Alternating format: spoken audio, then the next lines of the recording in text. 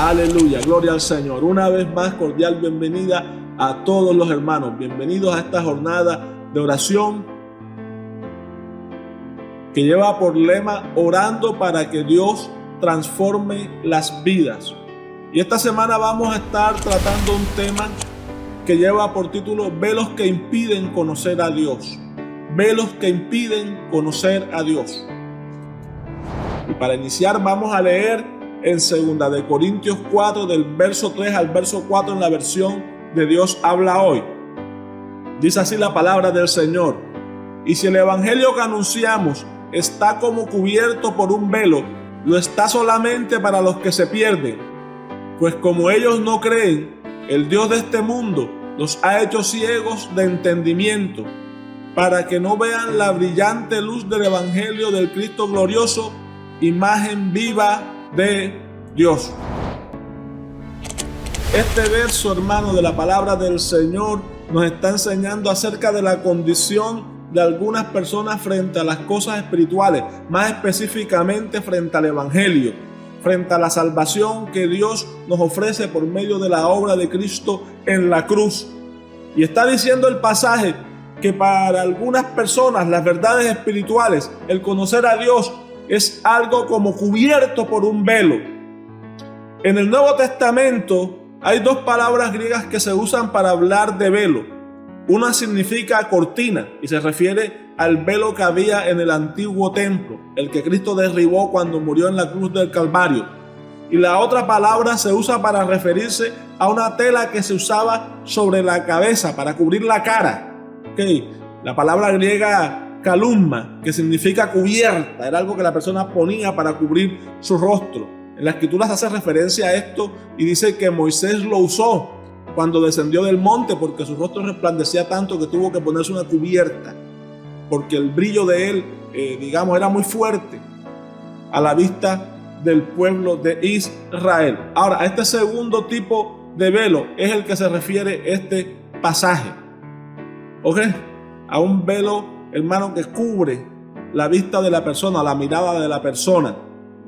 Y está diciendo la palabra que cuando una persona, hermano, elige no creer la verdad de Dios, cuando una persona endurece su corazón, cuando una persona se mueve en incredulidad, la mayoría de las veces es porque el enemigo ha puesto un velo, una restricción, un impedimento en su vida. Es decir, esa decisión de no creer en Dios generalmente está motivada por un engaño del enemigo, por un engaño que el adversario ha puesto en su mente o en sus emociones.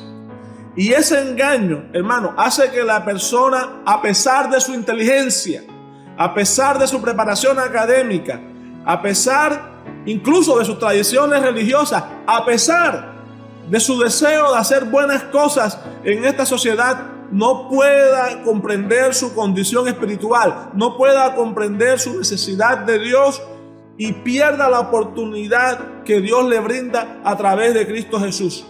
Y el texto dice, hermano, que ese engaño del enemigo le ciega el entendimiento para que no puedan ver la grandeza del evangelio.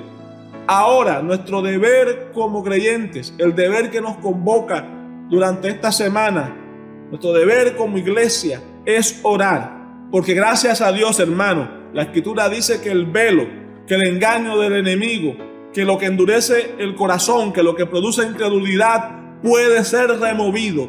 Gloria al Señor. El Espíritu Santo de Dios puede tratar con la vida de estas personas, puede producir en ellos convicción de pecado, que ellos puedan reconocer que bajo el justo juicio de Dios están caídos y no tienen salvación, y puedan sentir la necesidad de buscar a Dios y arrepentirse. Vamos a leer la escritura. Dice así 2 de Corintios capítulo 3 verso 16 en la versión de Dios habla hoy. Pero cuando una persona se vuelve al Señor, el velo se le quita. Pero cuando una persona vuelve su mirada al Señor, el velo se le quita. Qué gran oportunidad tenemos, hermano. Es nuestro deber orar para que ese familiar, ese amigo, ese compañero de estudio, de trabajo, de vecindario, hermano, reciba ese momento de claridad donde pueda ver su condición espiritual, que está en condenación y que no hay nada en esta existencia que le pueda ayudar, sino solamente el tomar la decisión de arrepentirse y reconciliarse con Dios por medio de Cristo. Y cuando el velo caiga, hermano, nos vamos a gozar, porque hay muchas cosas que van a pasar. Cuando ese velo caiga, hermano, ese familiar nuestro, ese amigo que estimamos, esa persona a la que le llevamos el evangelio, esa persona va a entender la voluntad de Dios, va a ver a Dios de otra forma. Por fin va a comprender por qué Dios ha establecido ciertas cosas. Por fin va a comprender por qué Dios actúa como actúa, por qué Dios opera de la manera que lo hace. Por fin va a comprender por qué Dios trabaja de determinada forma en nuestras vidas. Cuando el velo caiga, hermano, esa persona va a experimentar la presencia de Dios. Aleluya. Cuando una persona acepta al Señor Jesús y se reconcilia con Dios, hermano, entonces recibe el Espíritu Santo. Y ahora, cuando esa persona lee la Biblia, Dios le habla. Cuando alaba, cuando lee la palabra de Dios, siente la presencia de Dios. Hermano, cuando ora, siente que Dios le escucha, siente que Dios toca su vida interior. Y muchas veces la persona se alegra, muchas veces llora de gratitud. No sé cuántos han experimentado eso, pero es una dicha muy grande, hermano. Y otras veces la persona siente esa fe que viene de la presencia de Dios, que le fortalece y que le ayuda en su vida diaria. Qué maravilloso es experimentar a Dios, hermano. Cuando el velo caiga, esa persona va a tener intimidad con Dios. Cuando el velo cae, hermano, Dios deja de ser algo distante para esa persona.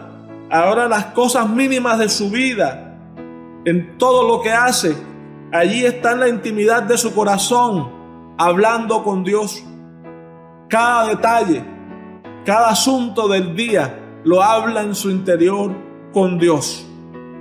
Qué dicha, hermano. Y vamos a orar toda esta semana para que nuestros familiares también puedan disfrutar del Dios que nosotros tenemos.